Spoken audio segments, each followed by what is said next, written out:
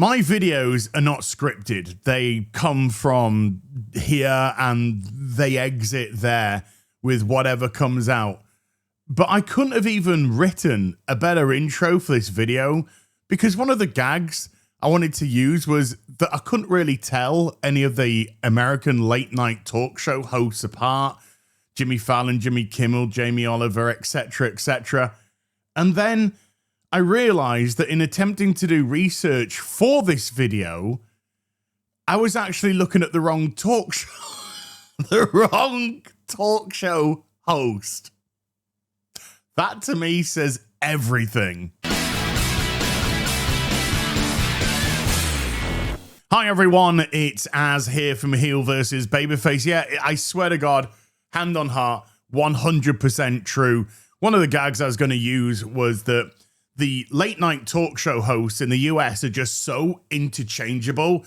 They parrot the same talking points. It's all Trump bad, Spurg, that I literally cannot tell them apart anymore. They all look the same. They all sound the same.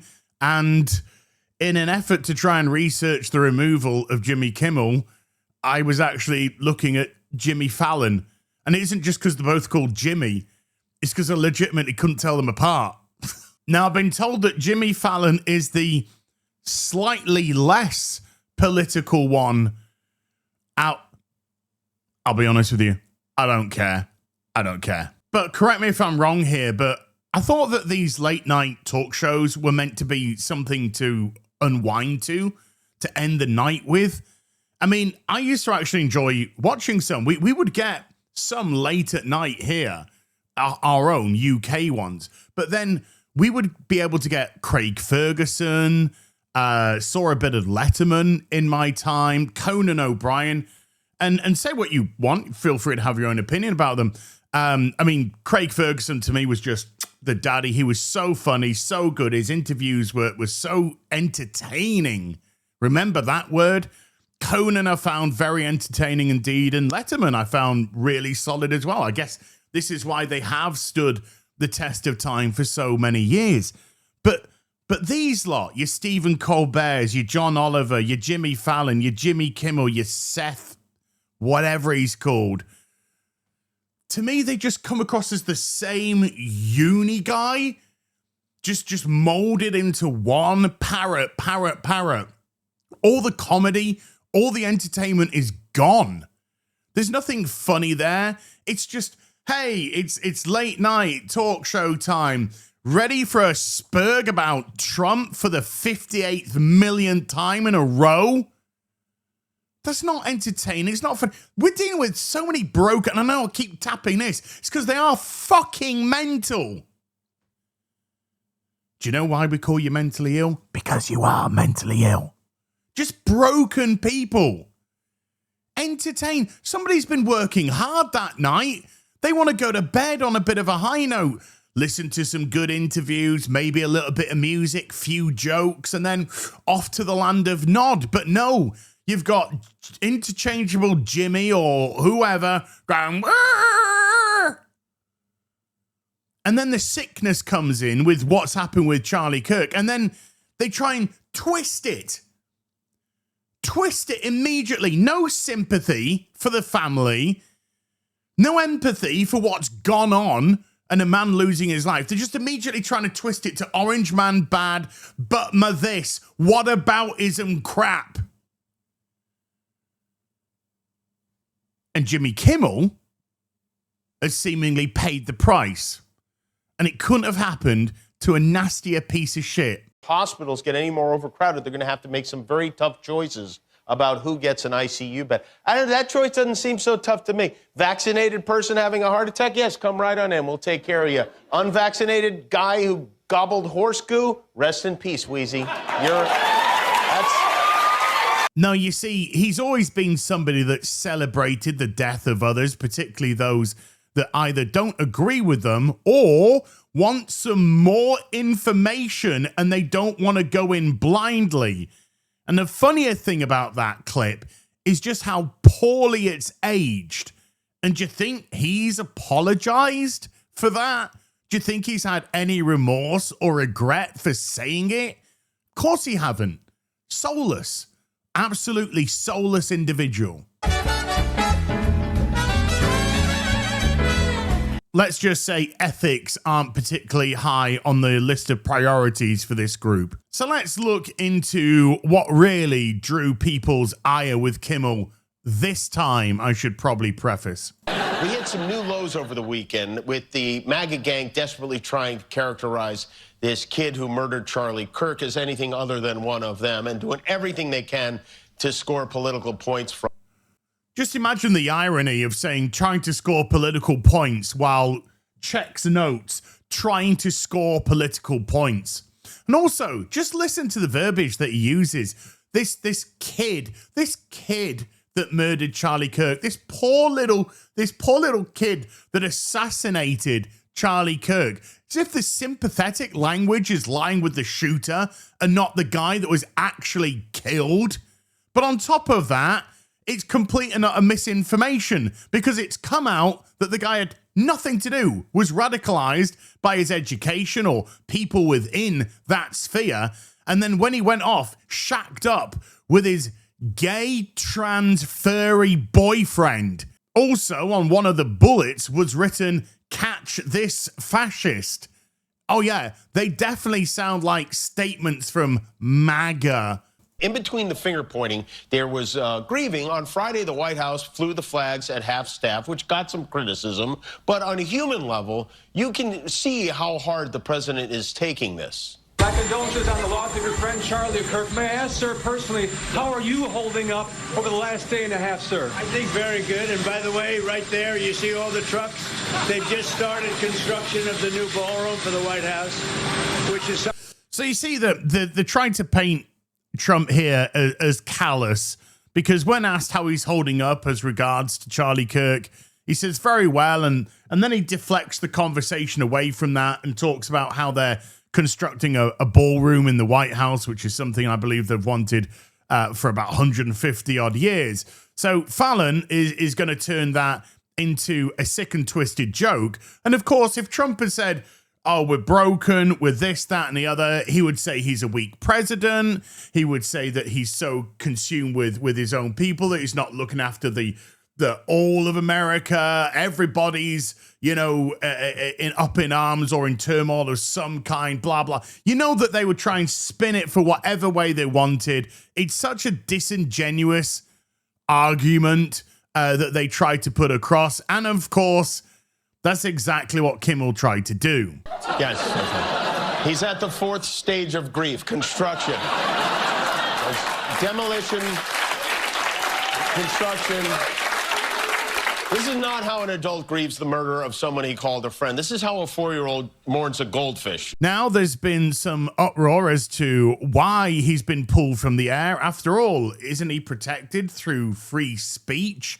Notice how free speech comes into effect when they feel it's one of their guys that have been attacked. Well, yes, he is protected to a degree by free speech, but he's not protected by the FCC rulings on what he's allowed to say on television.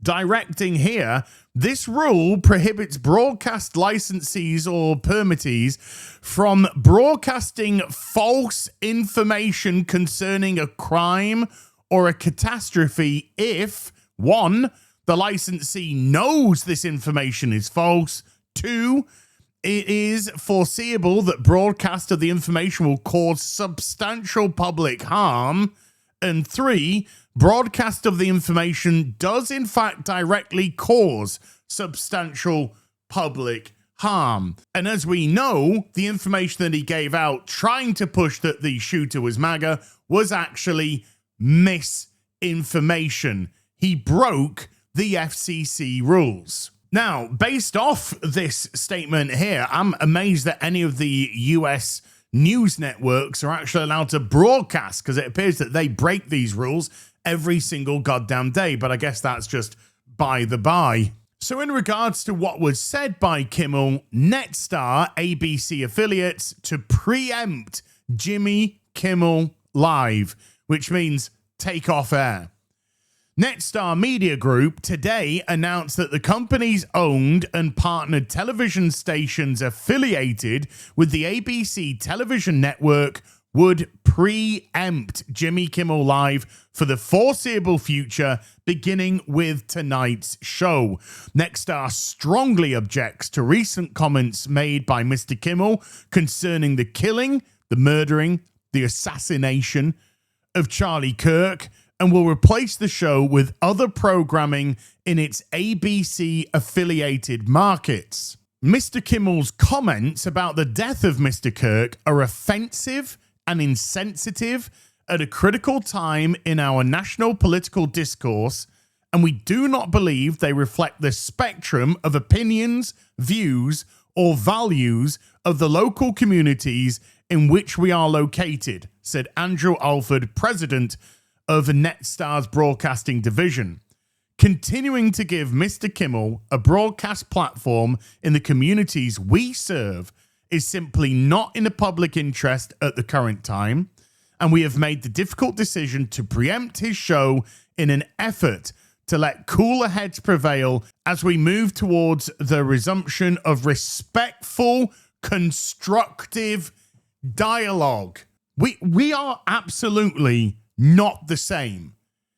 There is a group of people that exhibit humanity, compassion, empathy, sympathy, and then there's your Kimmels, your soulless, vile demons that are just full of bile and poison. Get him off.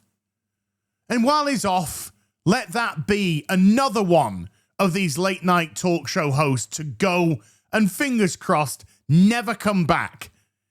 Let's actually get some people who can entertain the masses. And judging by the amount of wages that they'll be saving for all of your Stephen Colbert's and Kimmel's and Howard Stern's that have been removed from the air, you can actually hire a massive group of talented people to do that for you. Whether they will or not, well, that's a completely different kettle of fish. Now, the hilarity is that Disney own ABC. Disney, of course, who have been so pro in this one direction for so long, destroying all our beloved franchises in its wake. But the people are now calling for a boycott as we go into woke on woke crime, something I am a huge fan of, as they call for Disney and ABC to be boycotted and for Disney Plus to cancel your subscriptions. GraphWeb will be very happy with that. For Hulu subscriptions to be cancelled. This is in itself utterly glorious to behold. Chris Hayes, who hosts a show on MSNBC, responds to news that Kimmel has been indefinitely pulled from the airwaves with, "This is the most straightforward attack on free speech from state actors I've ever seen in my life, and it's not even close." To which I decided to respond with, "You should have seen what happened to Charlie Kirk. He'll never get to speak again. But please, cry about your cowardly, spineless puppet."